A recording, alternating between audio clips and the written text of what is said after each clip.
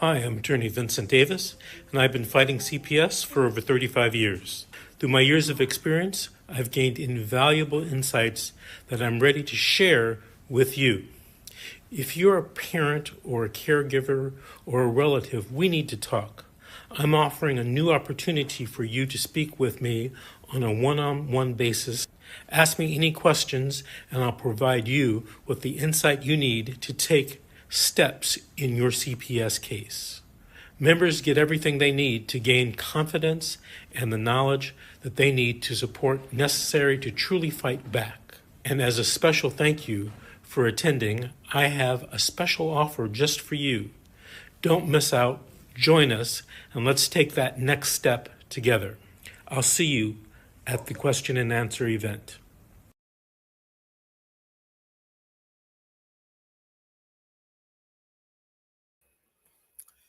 Good morning and welcome to my podcast, How to Fight CPS with Bob Pace. It's a warm welcome. I know most of you are having an issue with the child protection system. That's what I call it. CPS is the child protection system. Now, you just heard from my attorney who told you about a very important Zoom question and answers this Saturday. Put it on your calendar to go to it. It's well worth it because, as he said, he's been fighting CPS for 35 years. Also, he is a dependency family juvenile lawyer, and he has when cases are closed, he's done civil lawsuits and fought them in both the state and federal court and won millions of dollars. So he's a real deal. He's a trial attorney. And I want to thank Mr. Davis for taking the time. He helps us with his podcasts and all the ones he has his own. He gives a lot of his time. So you really should talk to him. Now, I have a number on my screen, 888-888-6582. That's the law office of Mr. Vincent Davis. And he can be reached at that number. When you call that number, make sure you tell him that Bob Pace sent you. And when you do talk to Mr. Davis, make sure you tell him I sent you. Now, you can retain him right now if you need an attorney. That's one of my number one rules is have an attorney representing you. But there's other ways you can talk to him, which I'll tell you about in a moment here. Now, I'm on 7 days a week, twice a day. I'm on at 10 o'clock in the morning Pacific Standard Time, and then again at 7 o'clock at night Pacific Standard Time, all for 1 hour. I've been doing this for over a year. There's over 700 programs. I've talked to over 600 people in the United States and around the world. Yes, I mean around the world, because the world does have CPS problems. I've had 17 countries contact me in this podcast because it's live everywhere. And I've heard from Bangladesh, from India, from the Middle East, from Saudi Arabia, and from Liberia. And then I've heard from Africa, the continent of Africa, several of the countries there, and Europe, and across the pond in North America, Canada, United States, even including Washington, D.C. And I've heard from every state, Mexico, and then South America, and then from South America over to the Pacific, to the land down under, to Australia and New Zealand. So those are the countries that have contacted me. And they've been quite interesting because they're very similar to what our problems are, especially in Great Britain. It was interesting to hear how they're handling cases. So CPS is a worldwide problem, and the only sad part about it is gone very corrupt. I'm not saying all CPS is bad, but apparently the ones that have called in to the show or text in or wrote messages, it's bad. I know firsthand because I too was caught up in CPS. I'm not an attorney. I'm a family man that's been married for over 42 years with 6 grown children, 3 older and 3 younger.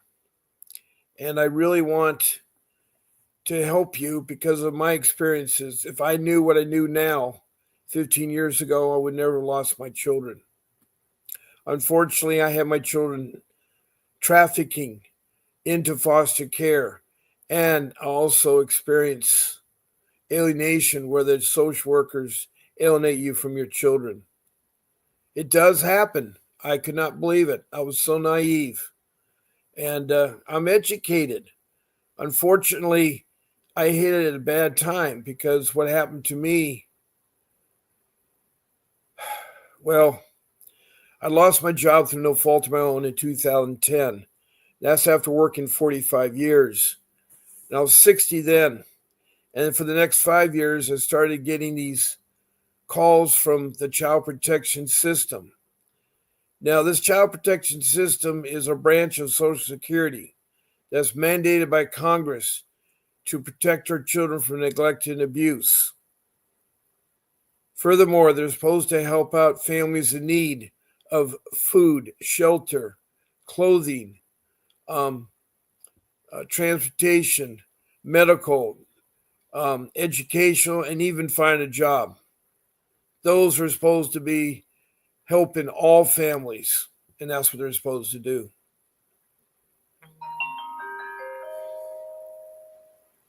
Furthermore, when they have to take your children because of extreme, intimate danger, violence that was happening, domestic violence, and the children are caught up with it when the parents are arguing, or weapons are garnished, or anything that they break the family apart because they need to fix the problems with the family. And they do that through parenting classes and through programs, drug rehab programs, and so forth. But their goal is family unification. Apparently, it's changed since 1997. President Clinton passed a law that wanted to speed up people waiting for unification. And he made each agency gets money paid if they get the child adopted into foster care, which is now hurting the family reunification. That is wrong. The best parents has been proven time and time again are the biological parents.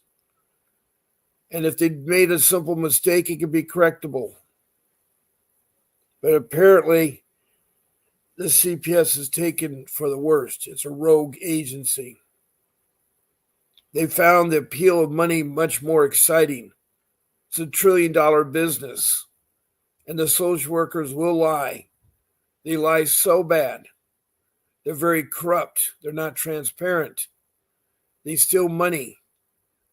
The social workers that I've talked to, and we've had 3 of them on the show. They were good. I'm not saying all social workers are bad. They talked for a good 40 minutes about how they did it. One was from Maryland, and another one's from Iowa, another one's from Illinois. Anyway, I hope that more people do call in and talk, especially the police, because I'd like to hear your side of the story. Because the police have been corrupt. There's one particular state that's so corrupt, Kentucky, it's the bottom of the barrel. Their police, their CPS is so bad. They've hurt so many people with children. So I'm here to help you. I help you through my experiences. And what I didn't do, I should have done. Now, as I said, I'm on at those times, but there are exceptions. This Thanksgiving, I'm trying to come on at 8 o'clock because I have a Thanksgiving activity at 9 o'clock with my son's football team. And I want to make that with my family there. So I may be starting at 8, but I'll let you know as soon as I find out. On Friday night lights, it's high school football. My son's team is in the finals, and I definitely want to go to that game, and I want to do my podcast at 3, but I've yet to get approval on that. Now, Saturday, I've been doing the podcast at 8 because of Vincent's shows, but last Saturday I did it at 8, so it's up in the air too. I don't know whether it should do it at 8 or 10. And on Sunday, I do it at 8 because of church. at 8 o'clock, so a couple hours earlier. So I just wanted to tell you my show times. Now, I broadcast on YouTube using the StreamYard application. And there's 4 ways you can interact with this podcast. One way right now is by being in this room. You found me on Fighting CPS on Facebook. There are 7 rooms, and the 8th room is a YouTube room. And I want to thank Nika for the thumbs up. That's really sweet of you to do that. So this room, you can do emojis, and you can also check the follow button, and if you want to be notified. Now, a second way that you can interact in this podcast is to type me a message. All you have to do is ask something about CPS, a question, or make a comment about CPS. And all I ask you in return is to give me your first name, your city or your county, and your state. And as I said, we get other countries too. So put your country in there. If you have a province, list your province.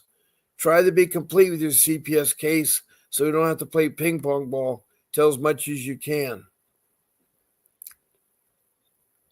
Now, to be a guest on my podcast, all you have to do is email my show producer. Her name is Grace. She works really hard behind the scenes. And her email is grace@vincentwdavis.com. All you have to do is tell you want to be Bob's morning show or evening show on Sunday, Saturday, Wednesday. It's, again, 7 days a week, twice a day. That's 14 shows a week. So email grace@vincentwdavis.com. grace@vincentwdavis.com. And she'll give you the link. And if you happen to fall off the link, still good. And she'll also give you directions on what to do on the podcast, the do's and don'ts. And she'll help you with all your other things that are part of the podcast. And now the fourth way is to call in. And I just put my number up. It's 626-698-0990. And that is on my phone, and that is the office number for me. Please call me during my show time. I can answer the call before my show or after my show. And I want to welcome Desiree Maya. With my rights being terminated at my disposition for being caught with my domestic violent husband, you need to tell me more about that. Also, where are you from in this world? Let me see. I didn't put it up there. I thought I did. Here it is. So it looks like Desiree had problems with her husband, who was very violent and caused domestic violence. And so your rights, will my rights be terminated at my deposition? No, but you got to be careful because you need to have an attorney representing you. And you probably don't have the funds for a good attorney. And you probably say, oh, I got a court-appointed attorney. Let me tell you about the court-appointed attorneys. They are lawyers, of course, but they're only trained in legal matters. They know nothing about dependency court, family court, or juvenile court. They know nothing about those things. They have a caseload of 30 more clients, so they won't have time for your case. And they'll only meet you at the court hearing, at the courthouse. And you'll talk a brief 5 minutes, and they won't fight for your case. They're friends of the social workers, friends of the judge. They're going to look for an easy way out. So, Desiree, I'm sorry to tell you that, but you got to be careful. Also, sometimes I think it's better to defend yourself if you can't afford an attorney than use a court-appointed attorney. Because when you have an attorney representing you, you cannot talk in court. You cannot give things to the judge and stuff.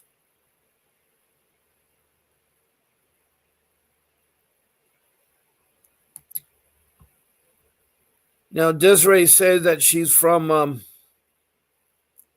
Beckley, West Virginia. All right, glad to have you, Desiree from Beckley, West Virginia. I have five dropped DPVs, and they took our children for that reason. Oh boy. DPV. Is those drug tests? Um, did you test positive in drugs? And they temporarily will take away your children, but they should place them with family members. You should get a list of 20 or more family members that they can check out their backgrounds, that you want them to stay there. You don't want them in foster care. They will get hurt in foster care. So I think DPV is the drug test, I think.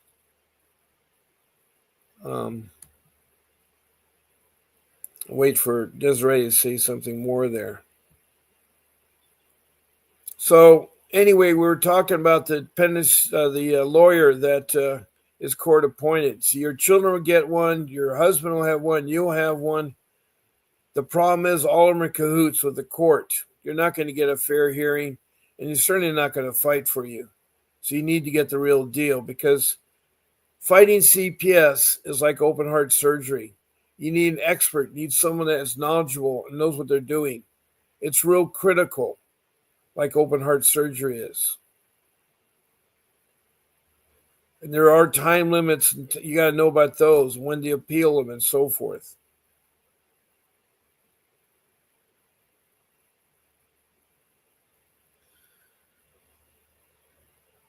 Okay, domestic violence petition. I guess your husband filed it on you. And you said they've been dropped, 5 of them. Okay. Well, CPS wanted to take your children because of the money. It isn't because of domestic violence or anything else. They got an excuse. Now, are you using a court-appointed attorney? Are you trying to get an attorney, or do you have an attorney?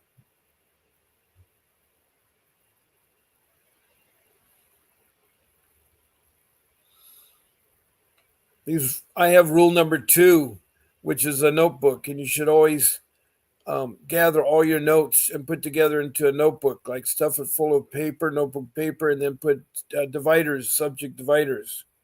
And one of the most important documents is the timeline incident, log. And that's where you're going to put the date, the time, the location, the people involved, the first line. The next line, you put a summary of what the incident was about. The third line, you put a summary of the outcome of the incident. You may not know the outcome, so you may have to hold off for a bit and skip some lines. Always make sure you have a couple lines between each incident. And the incidents are not only CPS, but they're the police, the school, even the children or the parents or someplace or relatives. Anything that had connection with CPS. That's what the incident is.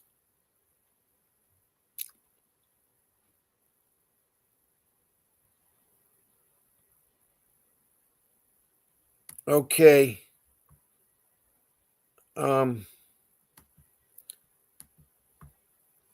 Desiree said, no, I filled them on him. Oh, you filed them on him. Right. Yes. Okay. You filed 5 domestic reports on him. They should have taken a child from you, because have you had your domestic violence hearing? It's a criminal matter, and it's done in a separate court than dependency court.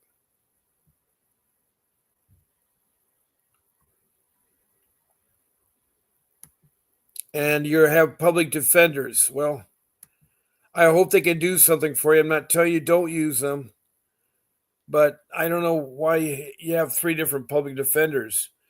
You may have one for your domestic violence criminal case. You may have one for your dependency law case, or you may have one for your children. But these public defenders, are given to you because of your constitutional rights to be defended by a lawyer all through your legal proceedings. All through your lawyer, through your legal proceedings. Now, Desiree, if you wanted to call in and talk about it, I warmly welcome you to call in at 626-698-0990. And you can call in there. Now, There's something nice about being a guest on my podcast or calling in. As a reward, you'll be entitled to a free 15-minute session with Vincent Davis. At the conclusion of your podcast or your phone call, you need to let me know that you want a 15-minute consultation with Mr. Davis for no charge. That's 15 minutes. You can sit down and do a strategy Zoom meeting about CPS or about your case, anything else you want to do about that. So if you are a guest on my podcast by calling in, or you, are a guest where you're as one of the 9 people on my podcast. So either calling in or being a guest on the show will qualify you for that. I have another way of talking to Mr. Davis.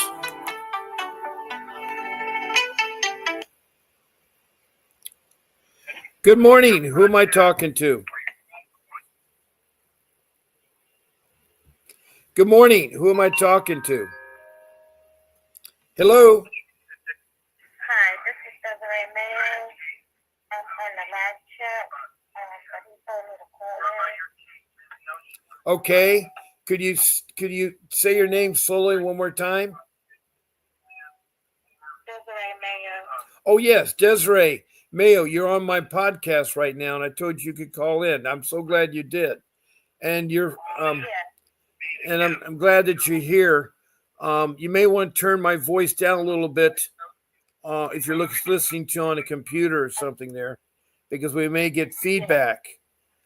So you're from Becky, West Virginia, and you have a domestic violence issue with your husband. Why did they, if you have nothing against you, why did they take your children from you? Yeah, so they told me because I dropped the 5 DPDs in the past, that's why they are taking my children. You did what? You dropped them? Yeah. Why did you drop the domestic violence against your husband? It just wasn't like that extreme to me. Like I wasn't like, it was just one time each month, and he may have pushed me or pulled my hair, but it was just something we were trying to work through, and we did.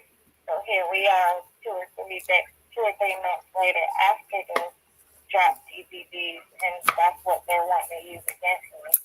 Yeah, they will. They will, because they're notorious to do so. I'm so sorry that happened to you.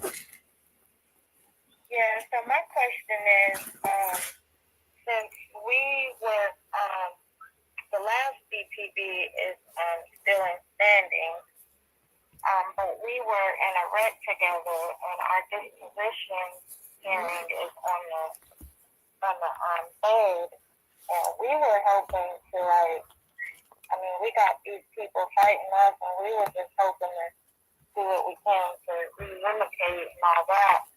But are they going to terminate my parent rights at this disposition hearing? Not necessary. Have they talked about reunification where you both can take a domestic violence class? Your husband can go for treatment in a domestic violence program. Well, they put me in the class, but they never put him in class. Well, they need to put him in the class if he's the one that did the domestic violence. In fact, he needs to be in a program. It's a year-long program. Yeah. You said a year long? Yeah, it's a year-long. I was in one myself, and I had no domestic violence. I had to go. I had once a week. I had to go once a week. Yeah, the one they gave me is 12 weeks, and they just put the referral in 4 weeks ago, so I just sent for that.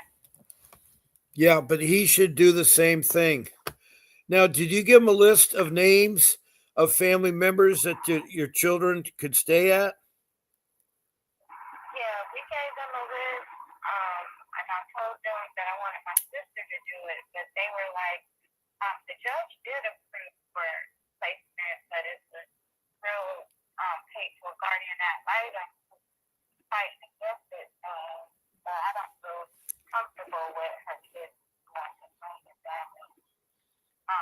are 4 or 5 months later, he still hasn't placed my kids in family placement.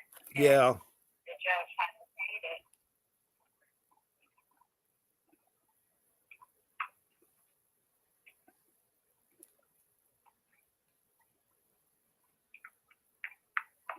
Hello? Yeah, I'm still here. I was looking at my notes here. The lightem person is supposed to help you, but their ears for the CPS workers. Yeah. They're really not your friend. Yeah, she's never talked to me. She's supposed to be a guardian ad litem for the kids. Yeah, each of the kids. How many kids are we talking about? 3. And what are their ages and their sexes? They're 6 months, 3 years old, and 7 years old. 2 boys and a girl. All right. And how are they doing? Well, the 6-month-old has had a 2-month-old diaper rash that doesn't seem to be clearing up, and a baby mom rash, and blisters on his mouth and fingers. And so my 3-year-old, she had a bad injury where her face was bruised, her lips at the bottom, it was cracked and bruised, and her tooth is crooked, but they try to say that she fell off the bed. And we still to this day don't know how off the bed did all that damage. And nobody has said anything about it. Fell off the bed. Now, where is the 6 month? What home is the 6 month in? What'd you say? What home is the 6 month in? The same home as the 3-year-old. So all the children all together then. All the children all together. Except for the 7-year-old because he has a different dad. He's placed with his biological dad. Okay. So there's so your other 2 children are your husband and you, and then you have a 3rd child by another father, and so that child's with that father. Yeah. Well, that's good. That's good. Now, where are these other 2 children at? Where's the 9-month-old and the other child at? Where are they at now? The 6-month-old and 3-year-old are still in foster care. Okay, is it a group home or is it an individual foster care home? Individual. Okay. Now, have they mentioned anything about adoption to you yet? No, I don't know if that's something they're going to say at my disposition. Well, This will be my it third could court be. date. Yeah, it could be, because here's the thing is, right now your 6 month is bonding with the foster care people. Now, foster care people have 2 courses. One, they want to take care of the temporary care of the children until it's deemed safe to return to the mother and father, or 2, they plan to adopt your child. And it's very important to know which way or another.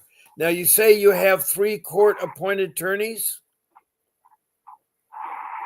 Yeah, I started out with a public defender, and then I had got nervous, so went out searching for a private lawyer, and some things happened, and then she was like, well, I'll take your case on for free. And when she showed up to my second court date, she basically turned into a guest worker, and she didn't represent me. So I wrote the judge and asked him, can he reappoint me back to my first public defender? Yeah. Well, He didn't do that, but he gave me a new lawyer, Yeah. so I don't get to meet December 2nd. well, which is one day before. these lawyers are not schooled in dependency law. They only have experience in legal law. They're young. They have a plate load of people. They have probably 30 or more clients, so they don't have any time to talk to you, as you probably found out, right? Yeah, that's how I found out, yeah. And so, you need to get a real attorney, but that costs us money.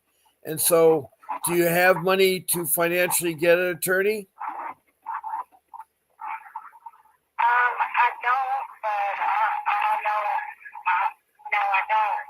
Yeah. I've been nervous about what's going to. Have you thought about trying to defend the case yourself? Have you thought about trying to defend the case yourself?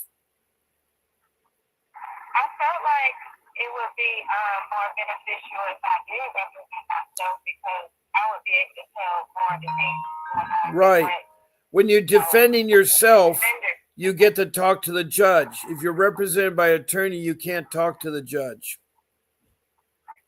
Right, yeah, and that's how it's been. I've never really been able to speak, and I feel like if I can speak, I can, you know.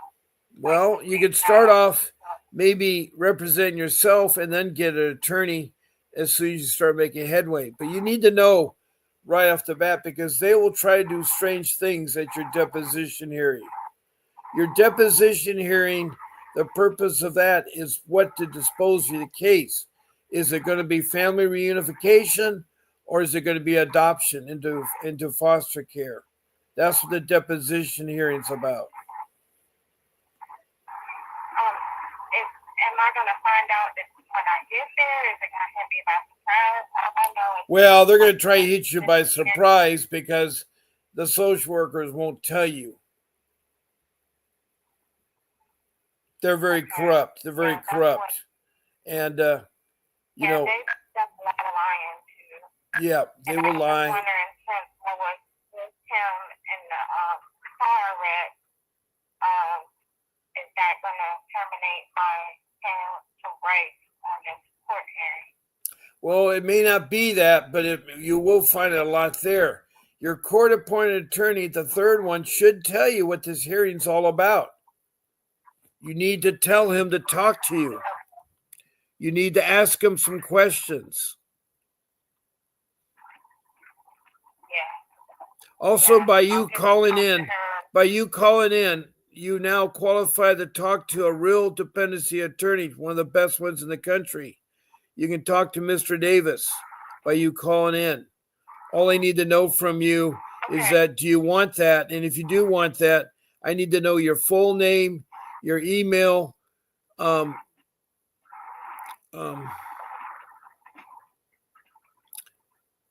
your phone number.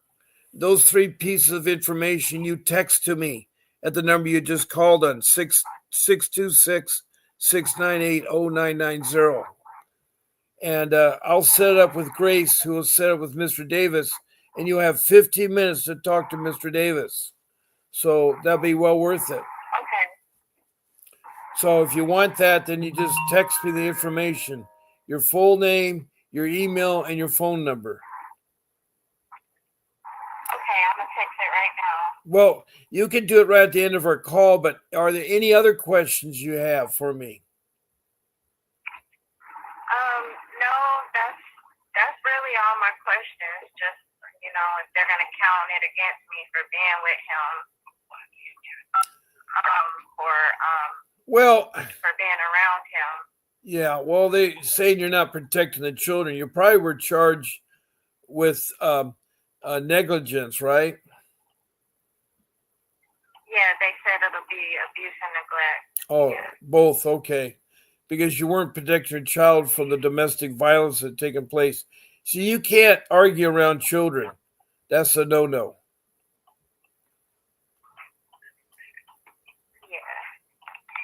Now, did they give you a warrant to take your child, or you just hand it over to them? No, they didn't have a warrant. They just came and got them. Well, that's because you gave permission. Did you know you don't have to give them your children? You don't have to talk to them, and you don't let them in your home. No, I didn't know that. Right. There's only 3 ways they can get your child. Either you give permission, or there's domestic violence taking place and they have to enter protect the child, or they have a warrant. And a warrant will say for removal of your child. They give you specific reason, specific information. It's got to be signed by a court judge, a legitimate. It can't be a copy. It can't be a PDF file. You can't be shown something on the computer. You have to see the real thing, and the signature will be in wet, and it's on a stamp, meaning they take a hand stamp, the court does, to raise the signature so no one can't duplicate the signature. Okay. So, Yeah, so you at this know, point, I'm if just you knew wondering that, how if you when knew it is that, gonna get yeah, back. right. If you knew that, you wouldn't have given your child up. You see, I didn't know that either. And my children weren't in danger. They were at school when they took my children. That's how bad CPS Yeah, is.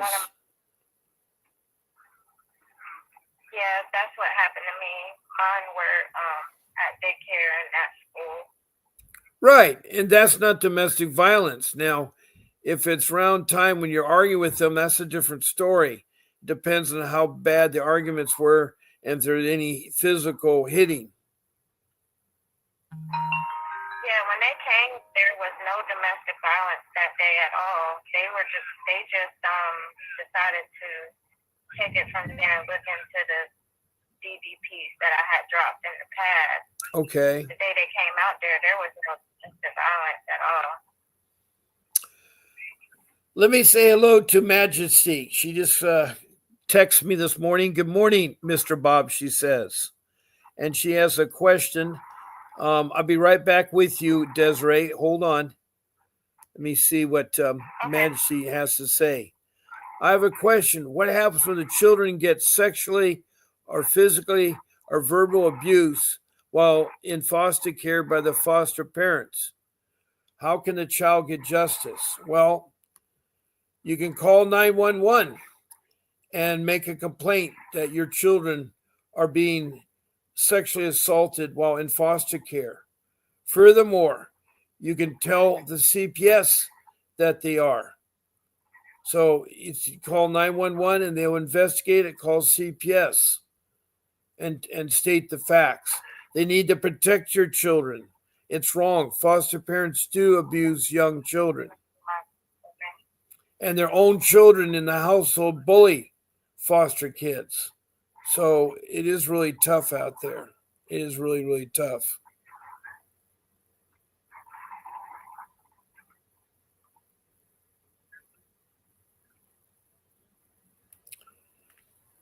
Okay, Majesty, if you got that answer, hopefully that will help you out there. I'm trying to remember where Majesty's from. She told me yesterday. She called in yesterday, and I think she said that she's from Majesty. Where were you from there? I think she said she's from California. I think it's Pomona. Majesty says that she's from Pomona, California. So we have Desiree from West Virginia.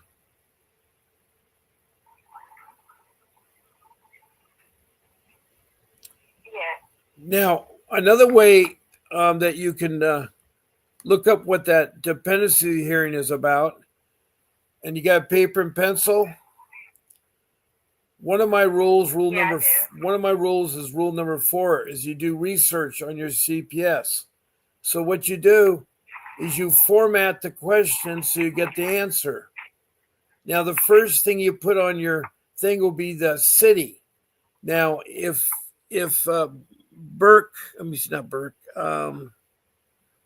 Becky, if the city of Becky is a small city, you may have to put a bigger city in West Virginia. What's the biggest city near Becky? Charleston is the capital. All right. What you want to do is you want to put Becky, Charleston, West Virginia, and then you type in the letters CPS. And the question you're going to ask is, what is a dependency hearing? And they'll come back with the answers. And you got to spend at least 60 hours researching. So you just put in Becky and that city, and then West Virginia, and then CPS, and then what is a dependency hearing?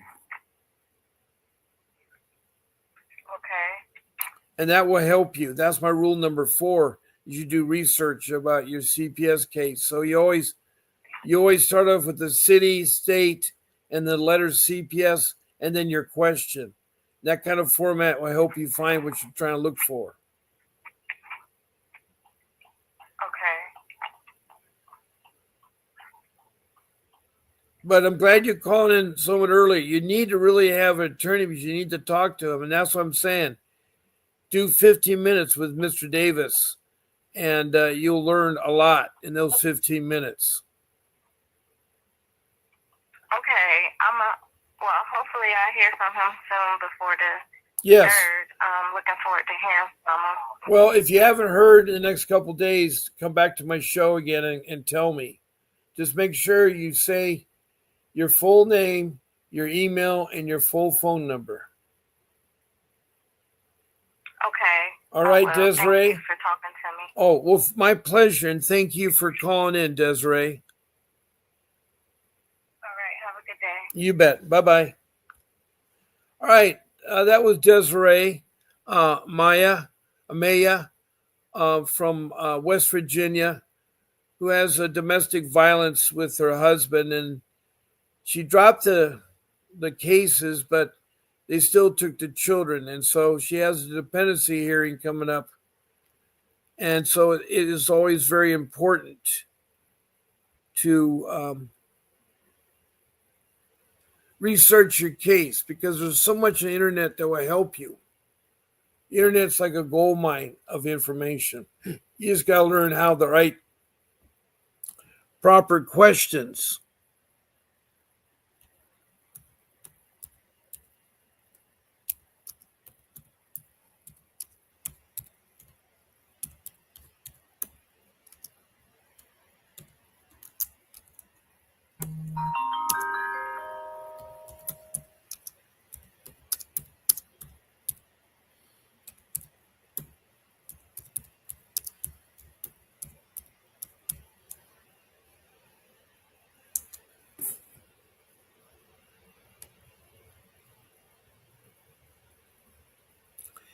Now, for all you who are listening out there, I went ahead and typed in to see what I come up with.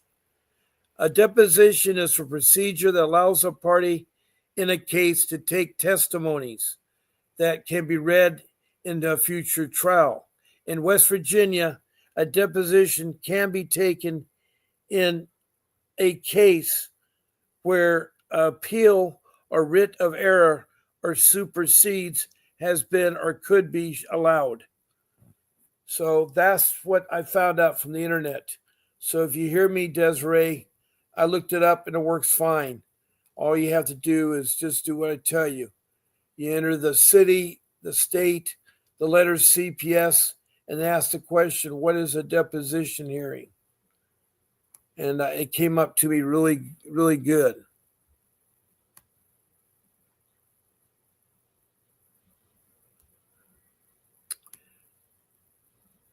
Now, in child abuse neglect case in West Virginia, a deposition hearing is a court proceeding where the judge determines the appropriate deposition for the child and family.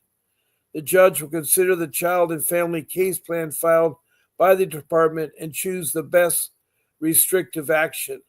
The judge may dismiss the petition, refer the child or family to a community agency, and return the child home under supervision.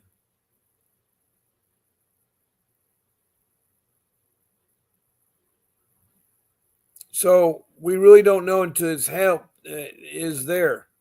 So that's what a deposition hearing is in West Virginia. So I hope you heard that, Desiree. Maya, I just looked it up for you.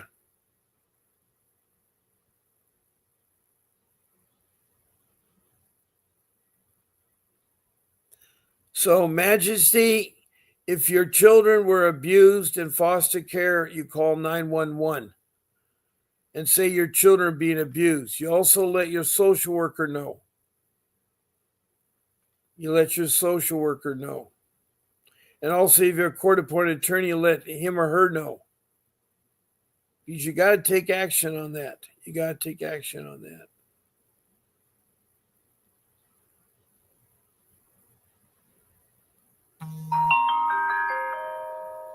So, Hopefully you got that, Desiree.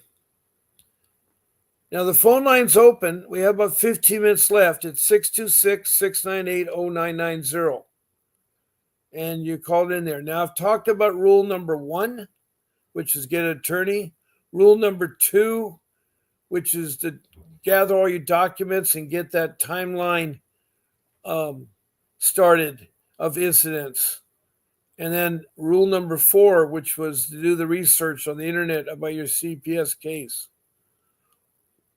Skipped over one rule, rule number 3, and that's where you do not answer the door to CPS workers or police. You don't want to answer the door because too many people have been killed by the police opening the door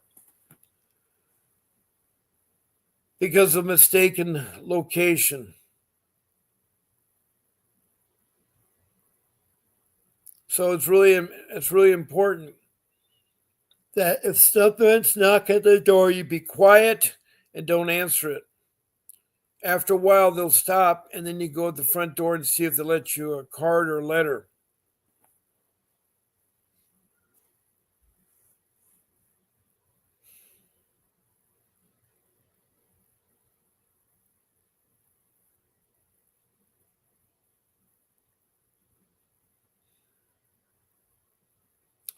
So that rule number 3, you don't let them in your home. You don't talk to them. If you meet them outside, tell them you're going to get your attorney, and you want to be represented by your attorney. That's your constitutional rights. They have to put attorneys there, especially if the...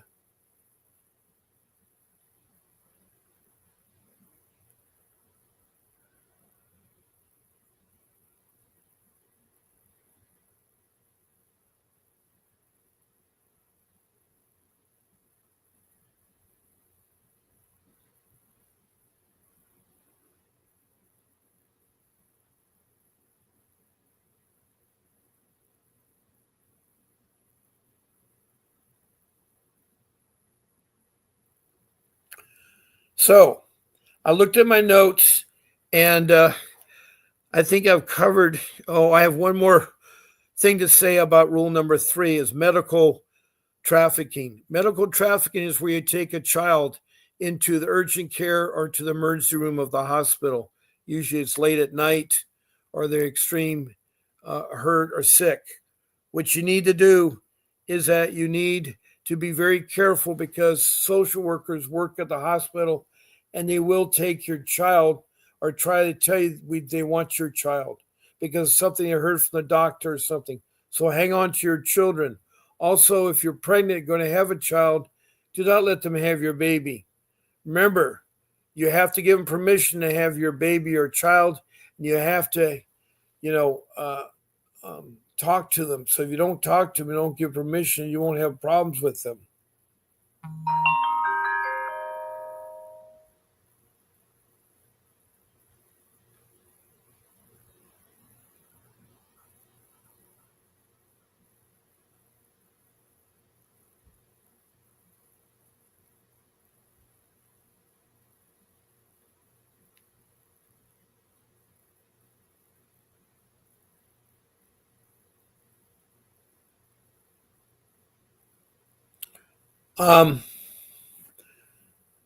The last rule I have is number 5, and that's where you want to gather all your important documents, your marriage certificate, your driver's license, your children's birth certificate, their shot cards, any medical records, any school records like grade reports, things like that, and your department motor vehicle licenses and so forth.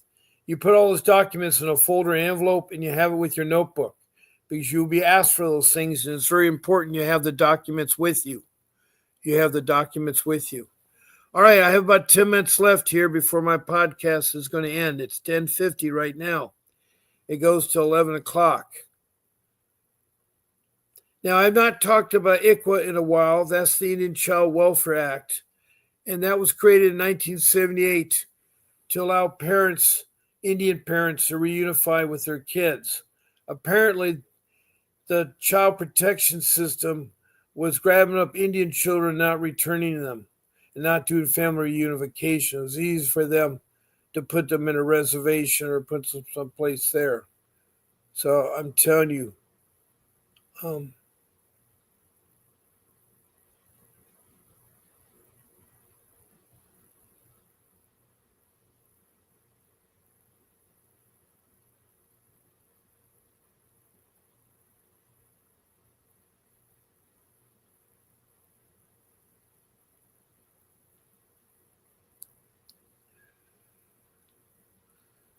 um, now I'm going to be on again tonight at 7 o'clock. Um, today is Wednesday. Tomorrow is Thanksgiving. I want to welcome everybody. I want to tell everybody a happy Thanksgiving, and I hope you're blessed with your children. Um, I want you to keep in mind how awful CPS workers are. There's a group of 8 social workers in the Department of Children's Service in Prescott, Arizona, that decided to buy pink t-shirts and not about breast cancer awareness. What they did, they stenciled on the front that they're professional child kidnappers. And on the back, they said, "Parents, do you know where your children are at?" And they prayed around in Costco, Kmart, Walmart, Penny's, Sears, Best Buys, Target, all these different stores, and sent out a terrible message to the parents. They were caught, they were fired, along with the director. But those are the kind of attitudes these social workers are. Our social worker took revenge because she was caught lying in court, and she took revenge on our children. And she took revenge on our daughter, who was trying to be adopted by my wife's mother and husband. No, my wife's sister and husband. I said that all wrong.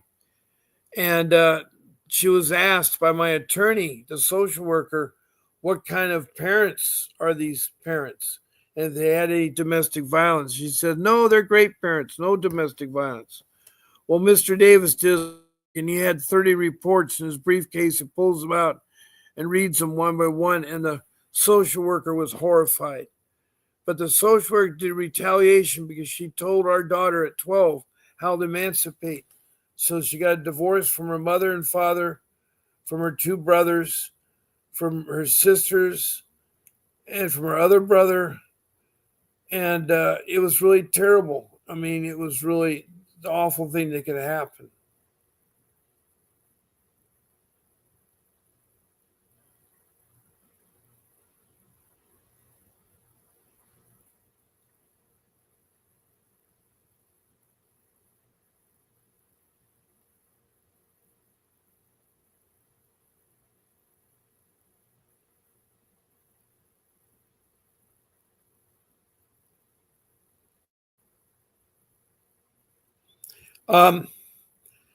So I want you to keep fighting for your kids. Don't give up. They're very valuable. And don't let them take your daughter like they took mine. Don't let them trick you. You're like Alice in the Wonderland fighting them. You fell in the rabbit hole. You met the Chester cat. You've been geared to room. So I'm telling you, it's very important that you keep fighting for them. Try to come back to my podcast. Try to listen to Mr. Davis's podcast and learn as much as you can. Again, our office number is 888-888-6582, where you can hire Mr. Davis or other attorneys if you need help in other legal matters like immigration law, real estate law, damage, automobile damage, things like that, divorce, and so forth. So that is good there too. And so I encourage you all to not give up. Try to listen to my 5 rules that I've said. I'm recorded on my shows, so if there's something you missed, you can listen to my other recordings on that.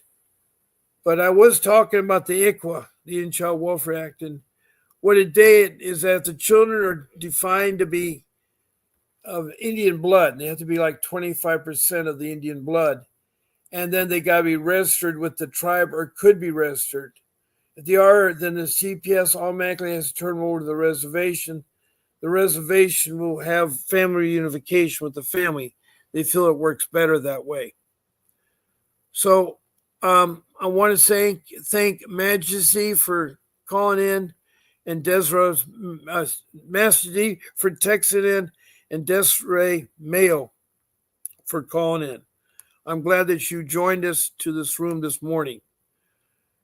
God bless you all. There'll be a brief message from Vincent Davis when I sign off. So God bless you all, and keep fighting for your kids. This is Bob Pace signing. Hi, I'm attorney Vincent Davis, and I've been fighting CPS for over 35 years. Through my years of experience, I've gained invaluable insights that I'm ready to share with you. If you're a parent or a caregiver or a relative, we need to talk. I'm offering a new opportunity for you to speak with me on a one-on-one basis. Ask me any questions, and I'll provide you with the insight you need to take steps in your CPS case. Members get everything they need to gain confidence and the knowledge that they need to support necessary to truly fight back. And as a special thank you for attending, I have a special offer just for you. Don't miss out. Join us, and let's take that next step together. I'll see you at the question and answer event.